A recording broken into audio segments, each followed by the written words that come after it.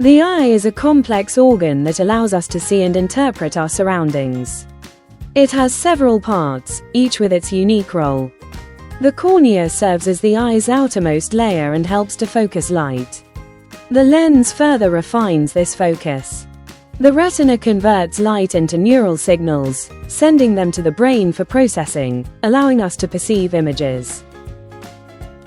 The iris controls the amount of light entering the eye, adjusting our vision for different lighting conditions.